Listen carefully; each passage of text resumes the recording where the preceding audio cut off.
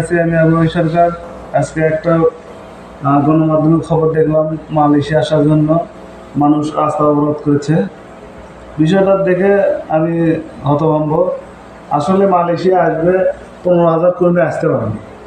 এই 15,000 কর্মীর মধ্যে আমার জানা মতে কমপক্ষে 2 থেকে 2,500 কর্মী আবার দেশে ফেরত যাবে।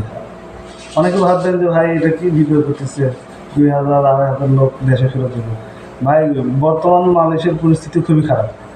যারা এই ভিডিওটা দেখতেছেন তারা হয়তো বা কমেন্ট করবেন আগে যাবে, কিন্তু বর্তমান মালয়েশিয়ার অবস্থা খুবই খারাপ।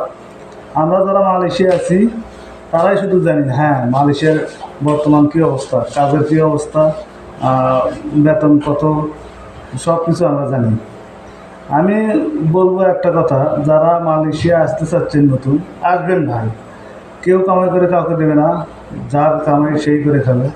কিন্তু একটা কথা, আপনি কোন বিষয়ে আসতেছেন, কী কাজে আসতেছেন, কত টাকা আপনার বেতন হবে, কোম্পানি আপনি কী কী সুযোগ সুবিধা দেবে, কী কী আপনি সুযোগ সুবিধা পাবেন, এটা বুঝে জানে তারপরে কন্ট্রাক্ট করে সিগনেচার করবেন।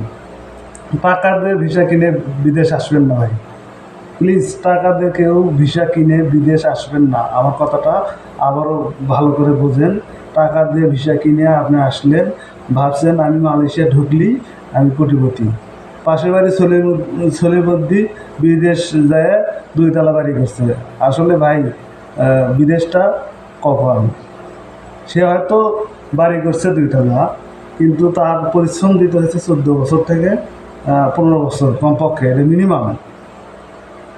তার অতীত জীবন আপনি দেখবেন, সে কতটুকু পরিশ্রম করছে, কতটুকু ত্যাগ স্বীকার করছে, এটা দেখবেন। আজকে হয়তো 2 তলা বাড়ি দেখতেছেন, কিন্তু তার অতীত জীবন সম্পর্কে জানেন না, সে অতীতে কীরকম কষ্ট করেছে বিদেশ গিয়ে।